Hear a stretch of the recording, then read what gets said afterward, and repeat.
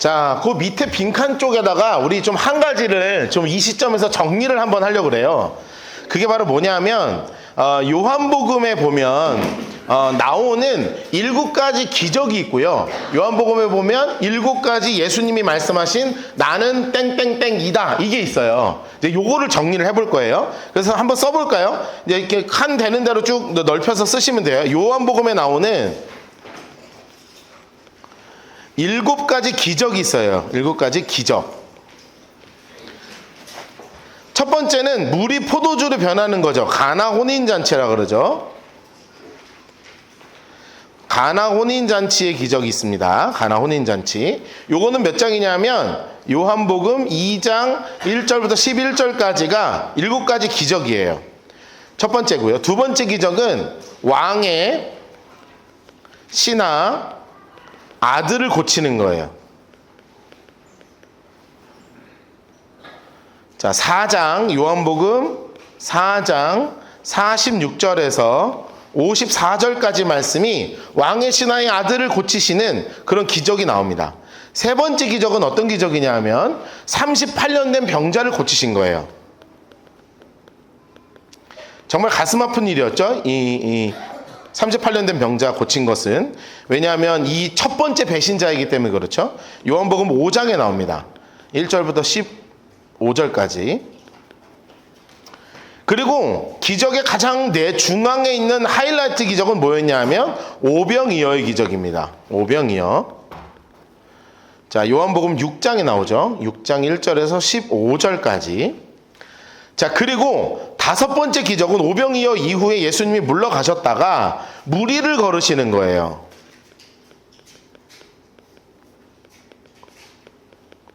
예수님이 무리를 걸으시는 이야기가 다섯 번째 기적입니다. 이건 요한복음 6장에 나와요. 18절부터 21절까지 나오는 말씀이고요. 여섯 번째 기적이죠. 여섯 번째 기적은 나면서 눈먼 자를 고치신 거예요.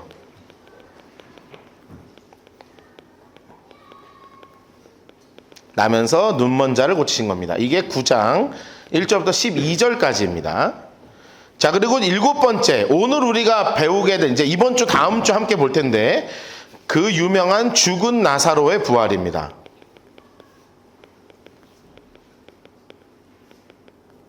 이거가 오늘 나오는 11장 1절부터 44절까지의 이야기가 총 7가지의 기적을 예수님이 요한복음에 드러내세요. 마태복음, 마가복음, 누가복음과는 전혀 다른 형태예요. 왜냐하면 마태복음, 마가복음, 누가복음은 성경을 읽어보시면 알겠지만 굉장히 단편적 사건으로 쭉쭉쭉쭉 나열이 됩니다. 예수님 고쳤다, 갔다, 고쳤다, 갔다, 무슨 오병이어가 일어났다, 이렇게 쭉쭉쭉쭉 이제 일련 사건이 벌어지는데 이 7가지 기적은 항상 뭐랑 연결되냐면 나는 땡땡땡이다 하고 연결되는 경우가 굉장히 많아요. 그래서 요한복음의 7가지 기적은 이렇게 연결됩니다. 요한복음의 옆에다가 그 옆에 쪽에다 써놓으면 좋아요. 요한복음 7가지 나는 이니 이렇게 해놓으세요. 나는 이니, 나는 땡땡이니 라고 말씀하시는 말씀이 요한복음 7개가 나와요. 가장 첫 번째 그 유명한 나는 생명의 떡이니. 자, 요거는 몇 장에 나오냐면 요한복음 6장 35절에 처음 나옵니다. 자, 그럼 빨간색 볼펜으로 이게 어디랑 연결되냐면 요렇게 연결되는 거예요. 오병이어랑 연결되는 겁니다. 오병이어랑 연결되는 것이고, 그리고 두 번째 나는 세상의 빛이니 이렇게 말씀하시죠. 나는 세상의, 이거는 요한복음 8장 12절에 나옵니다. 자, 그리고 세 번째 예수님 뭐라고 말씀하시냐면 나는 양의 문이니 이렇게 말씀하십니다. 양의 문이니.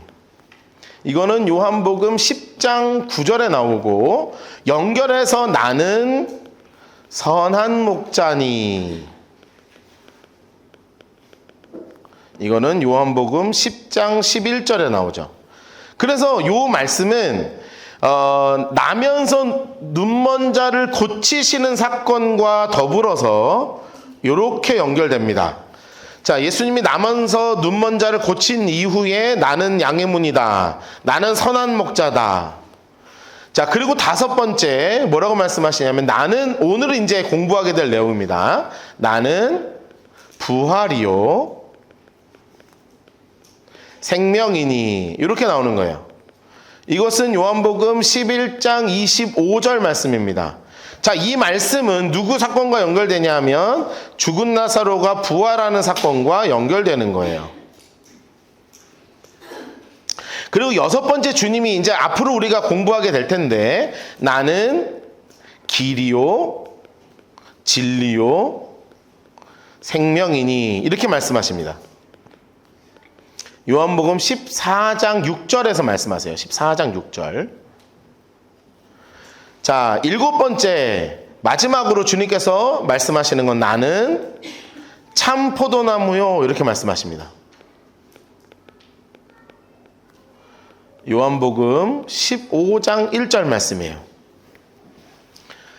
자, 그래서 이걸 한번 지금 정리하는 이유는, 지금 우리가 요한복음을 끊임없이 지금 공부를 하고 있지만, 요한복음의 큰 구조의 틀이 여기서 이제 잡히는 겁니다. 그러니까 요한복음 우리가 읽을 때는 공관복음이라고 불리우는 마태복음, 마가복음, 누가복음은 마태복음이나 마가복음이나 누가복음을 중심으로 해서 그냥 여러 가지 사건들이 막 겹쳐서 나와요. 그래서 마태복음에 나오는 사건, 뭐 누가복음에 나오는 사건, 마가복음에 나오는 사건, 뭐 빠져있는 거, 여기 강조하는 거, 막 이렇게 퉁퉁퉁퉁퉁퉁 이렇게 나오거든요. 근데 요한복음은 되게 특이한 구조로 돼 있어서, 전혀 다른 구조로 돼 있어서, 예수님이 이렇게 기적을 일으키시면 이걸 가지고 내가 어떤 존재이다, 그러고서 유대인들하고 막 대판해요. 그럼 막 유대인 막 돌 던질라 그래, 막 도망가고, 막 죽이려 그래, 도망가고. 그럼 또 가서 또 기적 일으키시고 막 빵빵빵빵 하고 막 무리를 걷고 사람 막 먹이고 막 온갖 일들이 벌어지면 이걸로 인해서 유대인들하고 막 엄청난 반목이 일어나고 곧 이제 충돌이 일어나게 되고, 그 충돌 이후에 또 사람들이 막 회심하게 되고 예수님을 나의 구주로 영접하게 되는, 그래서 모든 사건에 있어서 가장 중요하게 묶이는 게 바로 뭐냐 하면, 요한복음의 메인 테마 중에 하나가 바로 뭐냐면 믿음입니다. 믿음. 요한복음의 주제는 바로 뭐냐면 믿음이에요. 믿음. 그래서 어떤 사건으로 인해서 예수님을 믿냐 안 믿냐, 이게 완전하게 이렇게 딱 드러납니다. 성경에 그렇게 써 있어요. 믿었다, 그럼 믿는 사람이야. 안 믿었다, 그럼 배신하고, 죽어도 예수님 믿지 않습니다. 그래서 전체 큰 틀에선 믿음이라고 하는 큰 주제 속에서 7가지의 기적들을 중심으로 7가지 예수님이 나는 땡땡땡이다, 나는 땡땡땡이다, 이렇게 말씀하시는 일들이 막 겹치는 거예요. 그래서 오늘 나오는 기적이 바로 뭐냐 하면 죽은 나사로의 부활입니다. 그래서 11장 1절 옆에다가 뭐라고 써놓으셔야 되냐면 7번째 기적, 죽은 나사로의 부활, 이렇게 써놓으세요.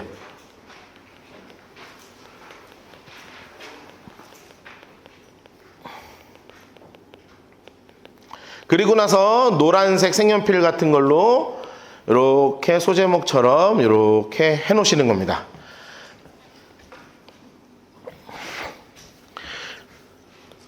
그러니까 여러분, 이게 우리는 그냥 죽은 나사로의 부활이다, 이거 그냥 넘어가지만 진짜 엄청난 일이 벌어진 거예요. 안 그래요?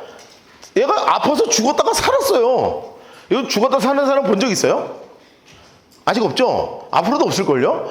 이게 의학적으로 죽었어. 그러니까 죽을 병 걸렸다 살아남은 거랑 병 걸려서 죽었다가 진짜 생명이 끊어졌는데 살아나는 거는 완전히 다른 거예요. 이건 뭐 전설의 고향 이런 데나 나올 만한 스토리라고요. 그러니까 죽은 사람이 살아나는 이야기라는 어마어마한 기적 속에 나타나는데, 이게 일부러 이렇게 하셨습니다. 그래서 사실 오늘 제가 너무 좀 힘들었어요, 준비하는데. 왜냐하면 가장 큰 표적이고요. 이게 가장 큰 표적이고, 그리고 일부러 모았어요. 사람을 모은 거예요.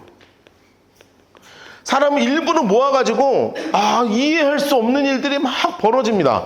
여러분, 오늘 이거 읽을 때요, 이해되는 사람은 좀 이상한 사람이에요.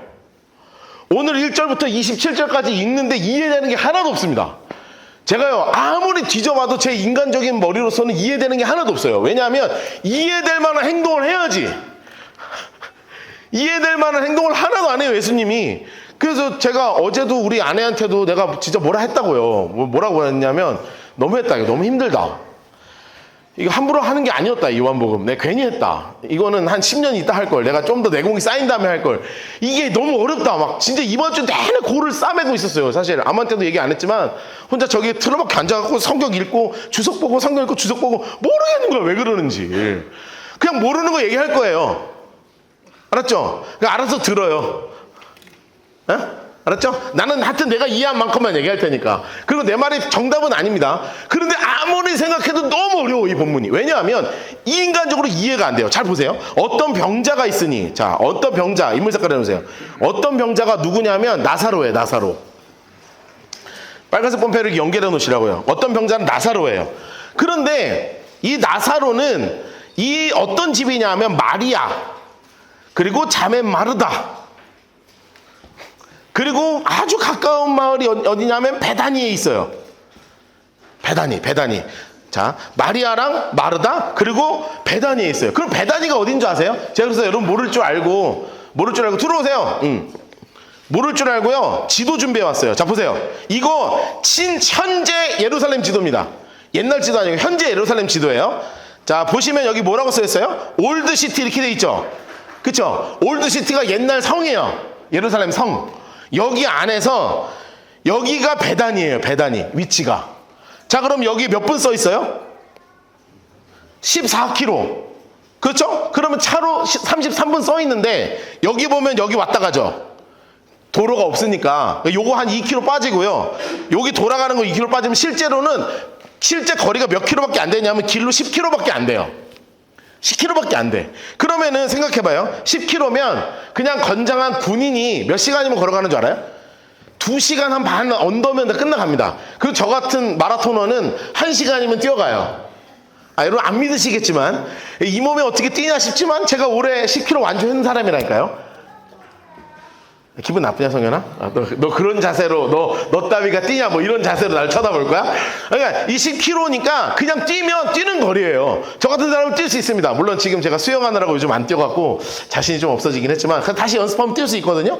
이건 얼마든지 그냥 우리가 걸어가면 길어야 3시간이야. 길어야 3시간이면 걸어가는 그 거리에 지금 누가 있었냐 하면 예수님이 여기 안에 계셨다가 그리고 여기에서 지금 사건이 베다니에서 벌어진 일이에요. 그럼 여러분 마리아랑 마르다는 어디서 많이 들어봤죠? 그쵸? 마리아랑 마르다는 예수님의 최애 가족이거든요. 예수님의 최애 가족이 마리아랑 마르다라고요. 그래서 예수님은 항상 예루살렘 가시기 전에 어디 들렸다 가는 거냐면 요 베다니에 있는 마르다네 집에 갔다 가요. 그러면은 여러분 그거 아세요? 그 옛날에 그 성경 보면 그거 있잖아요. 마르다는 막 예수님 오셨다고 막 바빠갖고 막 음식해야 돼. 막 그러면 마리아는 어떻게 하고 있어요? 예수님 좋아요. 막 이러고 있죠. 그러니까 막 마르다가 열받아가지고 약! 그 자매들끼리 우리 집에서 벌어지는 일이 있습니다. 예, 막 넌 왜 일 안 해? 했는데 뭐 이런 얘기 하면 막 속을 막 박박 긁고 할 건데 막 슬슬하고 막 계속 예수님한테 계속 붙어있고 막 예수님 좋아요 막 이러고 있고 해야 될 건 옆에서 해야 되고 근데 마르다는 계속 하고 마리아는 계속 붙어있고 그거를 지켜보는 오빠는 그만해 와 이러는겨 싸우지 마 그러면서 성경에 보면 진짜 희한한 게 뭐냐면 이 나사로는요 말한 게 한마디도 안 나와요. 말 없는 인간이 누구냐면 나사로. 아주 입이 무거운 양반. 그런데 마리아는 늘 이제 발랑발랑발랑발랑 하면서 예수님 곁에 막 발랑발랑발랑발랑 하면서 막 헐랄랄랄 하는 그런 느낌이에요. 예? 알겠죠? 막 헐랄랄 날아가는. 마르다는 늘 진중하게 일하고 뒤에서 묵묵히 챙기고 막 이런 양반이라고요. 그러니 예수님의 최애 가족이라니까요. 큰일 날 뻔했다. 옆에다 이렇게 써놓으세요. 예수님의 최애 가족이에요. 최애 가족. 요즘 말로 하면 이거 최애라 그러거든요. 예수님의 최애예요, 최애. 예수님이 누구 제일 좋아? 그러면 마리아, 마르다 그리고 나사로네 집이야. 이렇게 된다고요. 너무너무나 사랑해. 그리고 마리아의 설명이 나온다고요. 오죽하면 마리아는 향유를 주께 붓고 이게 이제 다음 주에 나오거든요. 마리아는 향유를 붓고 머리털로 주위에 발을 딱 던자고 병든 나사로 인물 색깔이었어요. 병든 나사로. 그게 오빠란 말이에요. 이에 누이들이 예수님께 사람을 보내서 뭐라고 이야기하냐면 노란색으로 쓰는 사랑하시는 자가 병들었나이다 이렇게 해요. 사랑하시는 자가 병들었습니다. 그러면 여러분 아까 제가 지도 보여드렸죠. 걸어가면 몇 시간? 3시간. 걸어가면 3시간 거리에 있는데 여러분 병 들었다는데 여러분 어떻게 할래요? 병 들었으면 어떻게 할래요? 뭐 그거 어쩌라고. 그래 그거 약 먹어. 여러분 그럴 거예요? 여러분 예수님 같으면 병 들었나이다. 그래 가서 약 먹어. 그거 하루 이틀이면 나 이러고 하겠냐고요. 최애인데 내 최애가 아픈데 그럼 막 3시간이니까 말 타고 가면 1시간이 되니까 그냥 막 달려갔을 거 아니에요. 근데 희한한 일이 벌어져요. 제가 이해할 수 없는 일을 많이 한다 그러잖아요. 갑자기 예수님이 이 말을 딱 들으시고 딱 들으세요. 4장 보세요. 4절 보세요. 예수님이 뭐라고 하시냐면 이해할 수 없는 말과 행동을 하세요. 바로 뭐라 그러냐면 예수께서 들으시고 이르시되 하나님 사건에서 칠해놓으세요. 이 병은 죽을 병이 아니야. 허허 하나님의 영광을 위함이고 하나님의 아들이 이로 말미암아 영광을 받게 하려 함이야. 근데 사실 나사로 살았어요, 죽었어요? 죽었죠. 그런데 예수님 뭐라 그래요? 죽을 병 아니라 그러잖아요. 죽었는데. 여러분 이거 이해가 돼요? 여러분 써놓으세요. 이해 안 되는 행동과 말이에요. 이해가 안 되는 행동과 말이야. 여러분 저 이해가 안 되는 거예요. 그런데 제가 이 성경을 쭉 읽으면서 왜 이렇게 말씀하시지? 왜냐면 그 다음 절에 너무나 희한한 말이 써 있거든요. 노란색으로 칠해놓으실래요? 예수께서 본래 마르다와 그 동생과 나사로를 어떻게 하시더라? 사랑하시더라. 사랑하는데 안 움직인단 말이에요. 여러분 사랑하면 안 움직이게 돼 있어요? 움직이게 돼 있어요? 연애들 안 해보셨어요? 다들 이 도키도키한 이 두근두근한 감정들이 다 죽어가지고 제가 우리 아내랑 연애할 때 있잖아요. 세상에 제가요 한 번은 왜냐면 그때 지금 생각해보면 제 몸에 암이 큰 게 있었거든요. 그때 암이 있었던 상태인데 저는 모르고 있었어. 근데 제가요 절대 안 걸리는 상태가 있어요. 뭔지 아십니까? 체하는 거예요. 저는 일평생 체해본 적이 없어요. 32살 때까지 체해본 적이 없어요. 그리고 조금 체기가 있으면 어떻게 하면 되는 줄 아십니까? 먹으면 내려가요. 그러니까 체기는 먹어서 내리는 거지 뭐 안 먹어서 소화시키는 병이 아닙니다. 막 체기가 있어. 속이 더부룩해. 그럼 삼겹살 먹자. 그럼 막 때려 넣으면 쑥 내려가요. 그냥 뭐 소화제 이런 거 필요 없어요. 삼시세끼 계속 때려 넣는 게 내 위였기 때문에 늘 내 속은 가득 차 있어서 체할 겨를이 없습니다. 얘는 너무 적응이 잘 돼 있던 애예요. 근데 정말 제가 체한 거예요. 난 너무 큰 경험이었어. 여러분 그때 저희가 연애 시작한 지 한 10며칠밖에 안 됐거든요. 제가 주일날 오죽하면 주일날 인사도 못하고요. 주일날 그 사무실 목회실 저 뒤 구석에 소파에 누워가지고 막 이러니까 막 담임 목사님 사모님 와가지고 막 손 따주고 막 난리가 났어. 여러분 그때요 저 아내랑 연애하는 게 비밀 연애 기간이었단 말이에요. 어차피 우리 연애가 90일밖에 안 됐었기 때문에 비밀 연애 기간이 한 30일은 있었어요. 그 비밀 연애 30일 기간 아니었어요. 여러분 그때 우리 아내가요 어떻게 했을까요? 제가 빨리 집에 들어가자마자 청년부 예배가 뭐가 중요해? 청년 부회장이었단 말이에요. 예배 끝나고 뭐 나눔이 뭐가 중요해? 그냥 끝나자마자 쫄로로로로로로 나한테 따라와가지고 내 집에 와서 막 이거 해주고 괜찮냐 하고 뭐 되지도 않는 걸로 막 이렇게 막 주물러 주고 괜찮아 이렇게 하고 막 서로 꽁냥꽁냥 사랑하면 뛰어가는 거야. 그렇죠? 그런데 이게 사랑과 정반대 행동이 나오잖아요. 사랑을 했는데 어떻게 하고 있어요? 죽을 병 아닌데? 가만히 계셔. 여러분 그게 분명한 이유와 목적이 있다는 거 아니에요. 써놓으세요. 예수님의 분명한 목적이 있어요. 이 사건을 통해서 하나님이 목적이 있다는 거예요. 제가 왜 이것을 너무나 강조하냐 하면 제가 이것을 해석할 때 도대체 해석이 안 되는데 이거 하나만을 붙잡았어요. 따라합시다. 다시 한번 하나님은 실수하지 않으신다. 자, 우리가 봐야 되는 관점이 있단 말이에요. 어떤 관점? 하나님은 실수하지 않으신다라는 관점을 갖고 성경을 들여다보기 시작해야 돼요. 만약에 이 관점이 흩어지기 시작하면 하나님 좀 이상한데 이런 관점으로 가는데 우리의 관점을 성경을 읽을 때 다 고정해야 되는 게 뭐냐면 하나님은 실수하지 않으신다. 이 관점이 딱 잡히잖아요. 그러면 이게 어떻게 보이기 시작하냐면 그래 하나님의 뭔가 분명한 목적이 있겠구나. 그 목적이 뭐냐? 저를 따라합시다. 어둠이 깊을수록 다시 한번 어둠이 깊을수록 큰 영광을 만나게 됩니다. 옆에다 써놓읍시다. 어둠이 깊을수록 큰 영광을 만나게 되는 거예요.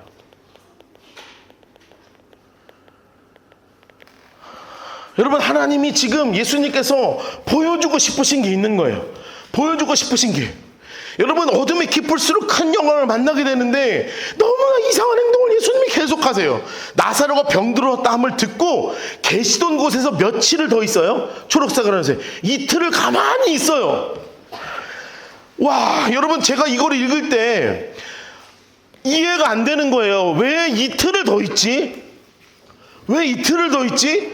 그런데 제 마음을 막 때리는 마음이 있었어요. 뭔지 아세요? 사랑하셔서 죽을 때까지 기다렸다는 거예요. 여러분, 이거 너무 어렵죠?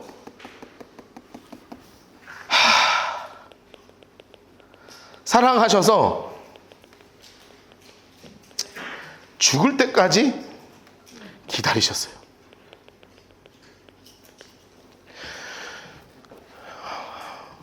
(5절) (6절을) 읽어보면 사랑했는데 죽게 놔둬요.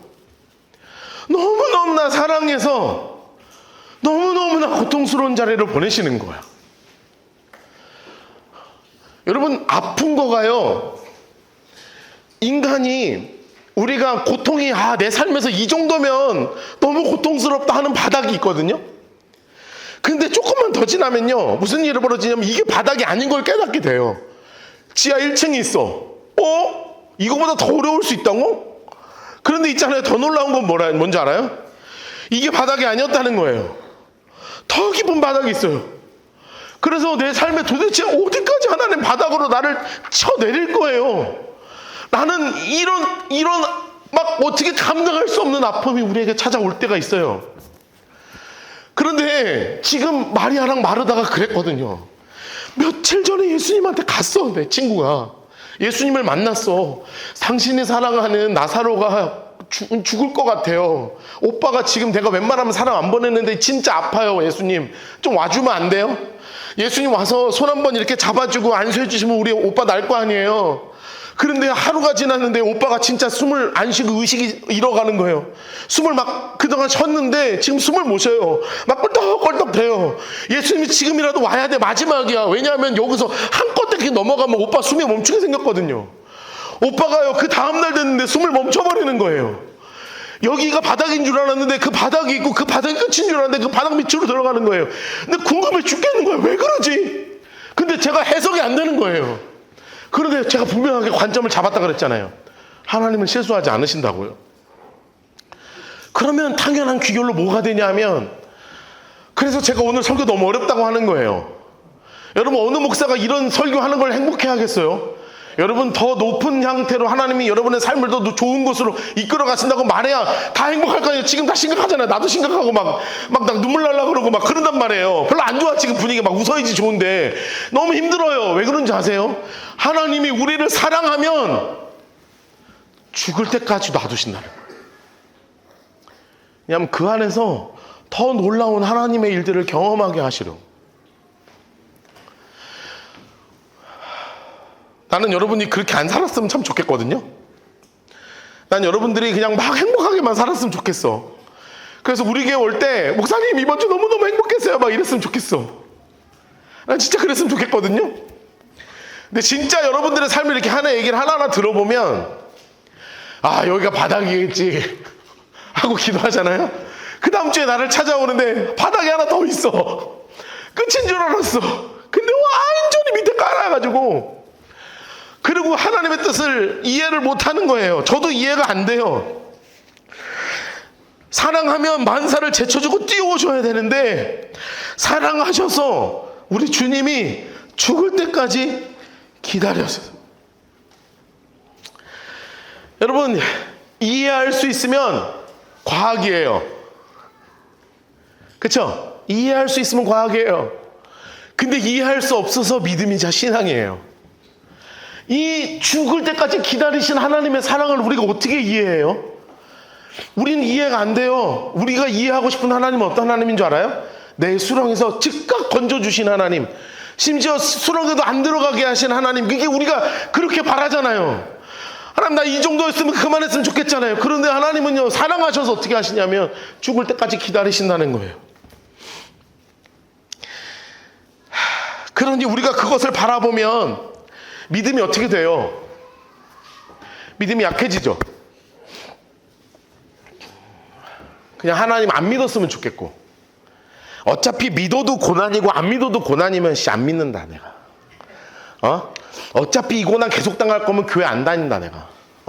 뭐 여기 아니면 답 없나, 여기 아니면 길 없나, 이런 생각하게 돼요. 여러분, 그거요 당연한 거예요. 여러분, 믿음이 없는 거, 믿음이 약한 거 당연한 거라고요. 우리는 원래 믿음이 없어요.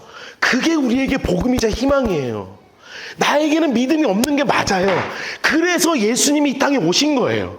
그래서 예수님이 죽을 때까지 기다리셔서 그를 살리시는 거예요. 그리고 나서 본인이 직접 죽으시고 우리를 살려주신 거예요. 왜요? 우리의 믿음 없음을 아시고 믿음까지도 선물로 주시기 위해서.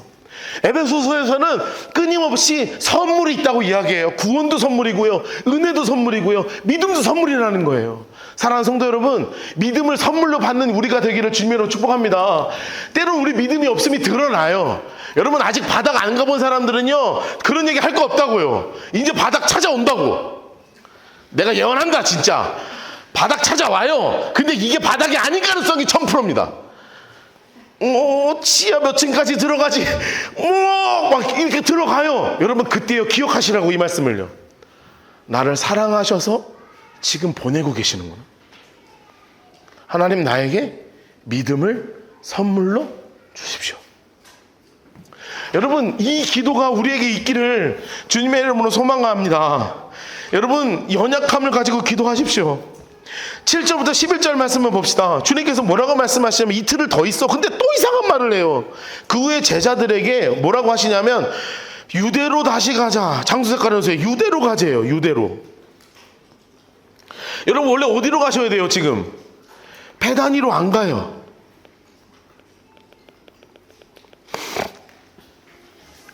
예수께서 베다니로 안 가신다고요. 그리고 다시 유대로 가재요. 그러니까 제자들이요 막 미치겠는 거야. 여러분, 지금도 우리도 좀 읽으면서 좀 답답하죠. 여러분, 제자들도 미치겠는 거예요. 제자들도 이해가 안 돼요. 이해가 안 돼. 마르데 랍비요, 선생님, 방금도 유대인들이 돌로 치료했는데 왜 또 글로 가요?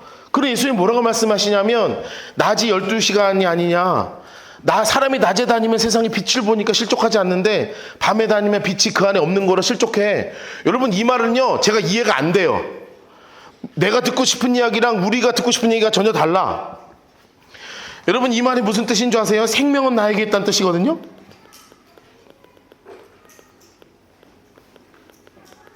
생명은 나에게 있는 게 맞아요. 그런데 이해가 안 된단 말이에요. 계속 이해가 되지 않아요. 이런 말씀을 도대체 여기 왜 하시고, 왜 도대체 유대로 다시 가는 거예요?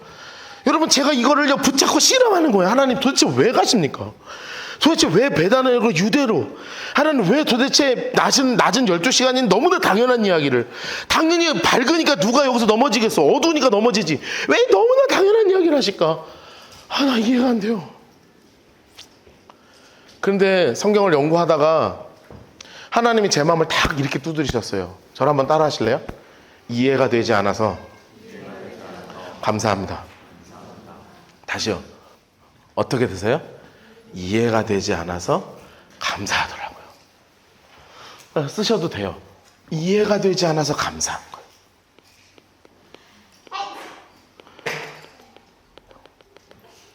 제가 가만히 생각해 봤어요. 그렇지, 이게 맞지. 그래, 이게 맞는 거예요. 왜 맞는 줄 아십니까? 이해가 되면 뻔하잖아. 내가 이해가 되는 하나님은 너무 뻔한 하나님 아니에요? 그렇죠? 내가 원하는 상황과 내가 원하는 환경대로 풀어주는 하나님, 너무 뻔한 하나님이잖아요. 내가 기도했어. 지금 생각해 봅시다. 마리아가, 오빠가 죽어가요. 마리아랑 마르다가 친구 보냈어. 예수님이 왔어. 병 고쳐줬어. 났어. 좋아. 너무 당연하잖아요. 그게 뭐야? 재미 하나도 없어. 생각해보니까 이거 너무 재밌잖아요. 오빠가 아파요. 근데 이틀 있다 가자. 어디로요? 베다니로 안 간다. 유대로. 왜요? 낮이니까. 밤에. 뭔 소린데요? 이해 안 되지? 고맙지? 하나도 안 뻔하지? 그래서 내가 하나님인 거야 라고 말씀하시더라고요. 이해가 되지 않는 게 이렇게 감사할 수 없는 거예요. 내가 이해가 되면 그 하나님은 나의 하나님 아니지 않겠어요? 내 통밥 속에서 부르는 하나님이 어떻게 하나님이야? 내 기도 제목대로 흘러가는 게 무슨 하나님이야? 내가 이해되지 않는 대로 하시는 게 하나님이 맞죠? 내가 경험하지 못했던 걸 경험케 하시는 분이 하나님이 맞죠? 내가 답답하지만 그 답답한 건 이상의 것으로 임하고 이미 일하고 계시는 그분이 하나님이 맞죠? 우리가 믿는 하나님이 그런 하나님이어야 되지 않아요? 그래서 이해가 되지 않으니까 감사하더라고요. 맞다 주님, 맞다 주님, 이해가 되지 않아서 너무 감사합니다. 그러면서 주님 뭐라고 말씀하세요? 하신 후 초록색으로 해놓으세요. 우리 친구, 하나님 새끼예요. 우리 친구 나사로가 잠들었다. 그러나 내가 깨우러 간다. 여러분, 이미 나사로가 죽었어요. 이미 나사로는 죽었다고요. 그런데 주님은 뭐라고 표현하세요? 잔다고 표현하세요. 제가 이거를 보면서 무슨 생각을 했는 줄 아세요? 하나님의 관점과 인간의 관점이 이렇게 차이가 나는 거예요. 우리가 지금 바라보는 나사로는요, 죽어서 이제 끝났어. 장사해서 막 붕대 둘둘둘 말아놨어요. 막 애국을 하고 있어요. 꺼이꺼이 하고 있고요. 사람들 와서 잔치, 지금 장례식 하면서요, 사람들 막 음식 떠먹고 있고요. 지금 그러고 있는 상황이에요. 죽어버렸어, 이미. 무덤에 들어가 버렸어. 그런데 예수님의 관점은 뭐예요? 자는 거야. 내가 깨우러 갈 거야. 그러니 제자들이 이제야, 자요?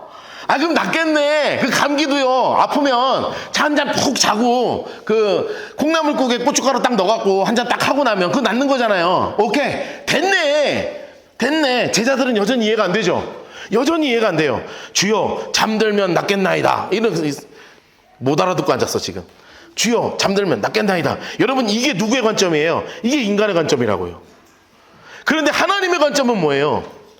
인간의 관점은 잠들면 낫겠네요. 그런데 하나님의 관점은 뭐냐면, 하나님색 관련해서 예수는 그의 죽음을 가리켜 말씀하신 것이나, 이게 하나님의 관점이라고요. 이게 하나님의 관점이에요. 그러면서 주님이 너무나 분명하게 말씀하셨죠. 나사로가 죽었다. 하나님색 관련해서요. 죽었다. 그런데 뭐라고 하냐면, 내가 거기 있지 않은 것을, 사람이 죽었는데요. 사람이 죽었는데 주님 뭐라고 말씀하시는 줄 아세요? 내가 거기 있지 아니하는 것을 노란색으로 해놓으세요. 너희를 위하여 기뻐하노니 이는 너희로 믿게 하려 함이라.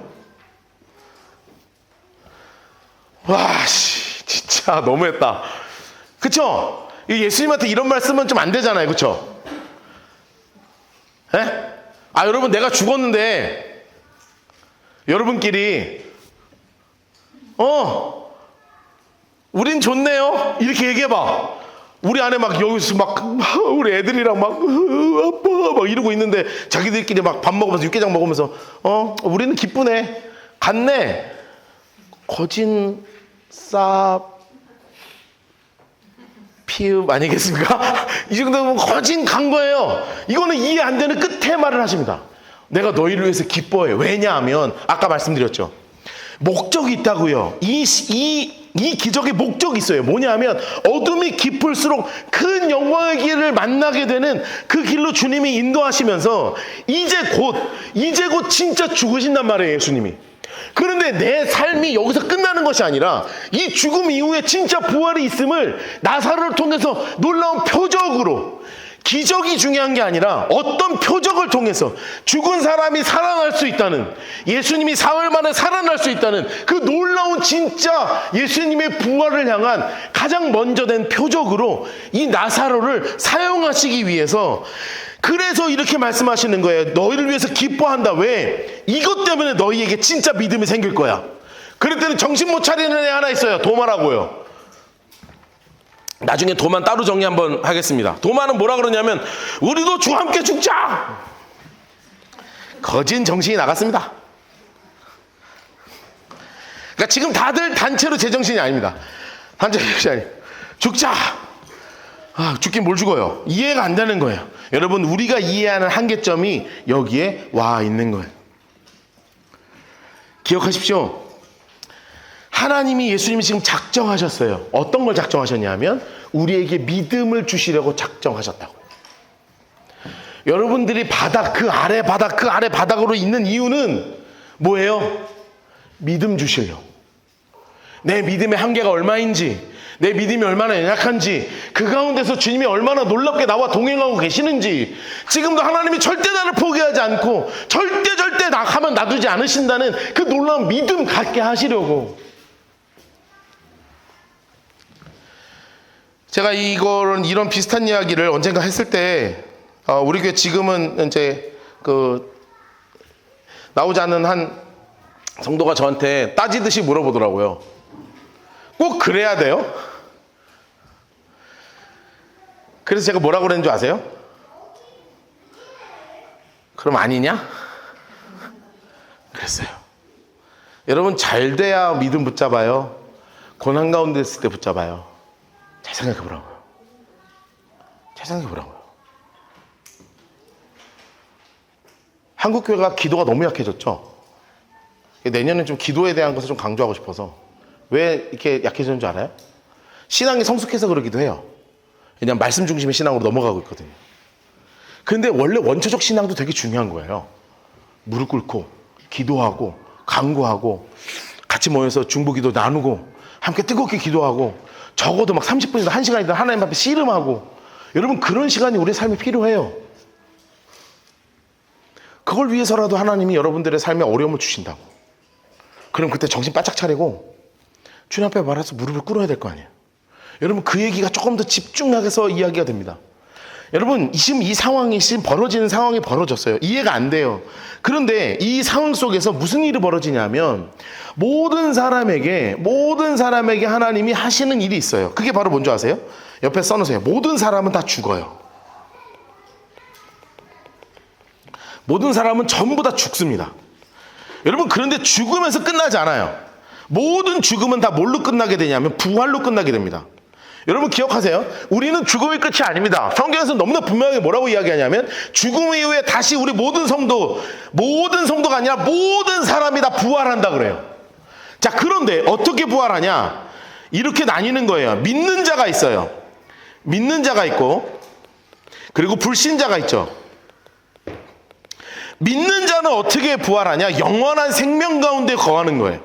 주님과 함께 저 영원한 왕국에서 함께 거해요. 불신자는요, 영멸하는 거예요. 저 더러운 사단과 함께 뜨거운 무저갱에서, 뜨거운 지옥불에서 평생 고통을 하게 될 거라고요. 여러분 모든 사람은 반드시 죽습니다. 그런데 부활하게 돼요. 그러면 무엇을 할 때 부활을 할 것이냐? 그 안에 뭐가 있어야 되냐면 이 안에 생명의 씨앗이 필요하단 말이에요. 생명의 씨앗이 필요해요. 그럼 씨앗이 딱 발화가 되는 거예요. 제가 그래서 예전에 한 재작년인가 기억해요? 제가 오이씨 보여드리고 당근씨 보여드리면서 이 씨가 무엇이냐고 할 때 진짜 우연히 우리 주은이가 맞췄거든요. 근데 아무도 몰랐어요. 이게 당근 씨앗인지. 여러분 지금도 당근 씨앗 보여드리면 모를걸요? 근데 생각해보면 쉽게 표현해보세요. 복숭아가 있습니다. 복숭아. 맛있겠죠? 저는 못 먹습니다. 알레르기 때문에. 먹고 싶다. 제가 복숭아 맛을 모르고 안 먹는 게 아니라 갑자기 알레르기가 생겨가지고 지금 못 먹게 되었습니다. 너무 슬퍼요. 그래서 우리 애들이 복숭아 먹을 때마다 정말 안에서 막 이 치밀어 오르는 분노가 있습니다. 나도 먹고 싶다. 근데 복숭아는 어떤 게 본체입니까? 어디에 생명이 들어있어요? 그쵸? 다시요. 복숭아의 진짜 본체는 뭐예요? 씨앗이야. 무슨 말인지 되세요? 복숭아가 땅에 떨어지면 어떻게 되냐면 쓱 녹아요. 썩어요. 그리고 그 씨앗 안에 들어가면 생명으로 돋아나는 거예요. 이해되셨죠? 이게 하나님이 창조의 섭리 속에서 만들어 놓으신 구조라고요. 우리 인간은 뭐예요? 복숭아예요. 여기 안에 뭐가 들어있어요? 생명의 씨앗이 들어있어요. 죽고만 하면 여러분 거기서 끝이 아니라 죽은 것처럼 보이지만 그 안에서 뭐가 피어오르기 시작해요? 생명이 피어오르기 시작하는 거예요. 여러분 안에 어떤 생명의 씨앗이 있느냐가 중요한 거예요. 세상의 씨앗이 심어져 있어서 다시 부활할 때 영원한 지옥으로 들어갈 것인가, 아니면 영생의 씨앗이 심어져 있어서 눈을 떴더니 정말 아름다운 천국 가운데 있을 것인가. 여러분 이것이 겉모양을 안에 있는 생명의 씨앗의 문제라고요. 그래서 주님께서 우리에게 원하시는 건 뭐냐면 이 안에 생명의 씨앗이 있는가, 이것을 보는 거예요. 정말 생명의 씨앗이 있는가? 여러분, 이런 상황을 머릿속에 가만히 두고 지금 읽는 겁니다. 그러면서 드디어 예수님이 움직이시기 시작해요. 며칠 만에 가냐면 이미 무덤에 있은 지 사흘이에요. 나흘이 지났어. 나흘. 4일이 지났습니다. 자, 그러면서 이 베다니는 가까워요. 베다니 장색가래 놓으세요. 베다니. 예루살렘에서 한 5리쯤 되는 거예요. 그러니까 실제로는 더 가깝죠. 길로 따지면 뭐 몇 킬로 안 되는 거야. 그래서 많은 유대인들이 오기를 하나님이 기다리셨습니다. 많은 유대인들. 인물 색깔 해놓으세요. 마르다, 인물 색깔, 마리아, 이 인물 색깔 해놓으시고 오랍의 일 때문에 위문하러 막 찾아오는 거예요. 그러면서 마르다는 예수께서 오신다는 말을 듣고요. 노란색으로 해놓으세요. 곧 나가서 맞아요. 여러분 또 똑같은 행동하죠. 마르다는 막 일해야 되니까 막 일하다가 비춰놓고 막 뛰쳐나가. 마리아는 어떻게 하고 있어요? 집에 가만히 있어요. 그래서 마르다가요, 무릎을 다 꿇어요. 마르다가 예수께 여짜오되 주께서 여기 계셨으면 내 오라버니 죽지 않겠습니까? 여러분, 이 말이 맞죠? 있었으면 안 죽었을 거 아니에요. 이 말이 맞다니까요. 그러나 나는 이제라도, 노란색으로 해놓으세요, 나름 믿음의 고백을 하는 거예요. 마르다 입장에서 최선의 고백을 해요. 그러나 마르다의 머릿속에서는 뭐가 최선이었는 줄 알아요? 그냥 장례식 잘 되는 게 최선이었다고요. 오빠가 살아날 거는 상상도 못하는 거예요. 그냥 내 선에서 최선의 고백을 그냥 드리는 거예요. 그런데 예수님께서 뭐라고 말씀하시냐면 내 오라비가 다시 살아나리라 이렇게 말씀하세요. 그러면 하나님이 살리실 거라는 확신이 있었다면 이 말을 듣고 막 벌쩍벌쩍 뛰고 기뻐했겠죠. 그런데 그렇지 않다고요. 마르다가 다시 한번 뭐라 그런 줄 알아요? 알아요, 주님. 마지막 날 부활의 때에는 다시 살아날 줄 내가 믿어요. 지금 당장의 기적이 아니라 그때는 너무나, 그때 이후에는. 여러분, 이 믿음이 나쁜 믿음이에요, 좋은 믿음이에요? 좋은 믿음이죠. 그런데 불완전한 믿음이란 말이에요. 써놓으세요. 불완전한 믿음이에요.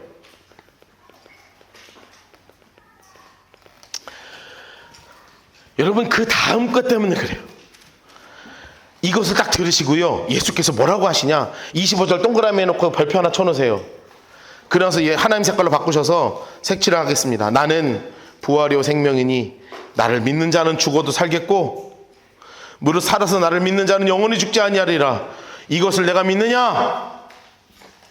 따라합시다. 나는 부활이요 생명이니 나를 믿는 자는 죽어도 살겠고 무릇 살아서 나를 믿는 자는 영원히 죽지 아니하리라.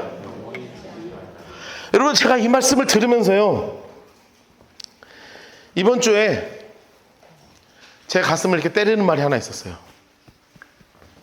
따라합시다. 죽어도 예수 앞에 죽자. 다시 한번. 죽어도 예수님 앞에서 죽자. 기억하세요. 빨리 써놓으세요. 빨리. 별표 이만하게 해가지고 빨간 별표 이렇게 쳐가지고 크게 쓰면서 죽어도 누구 앞에서? 예수님 앞에서. 빨간색으로 써 무섭게 그냥.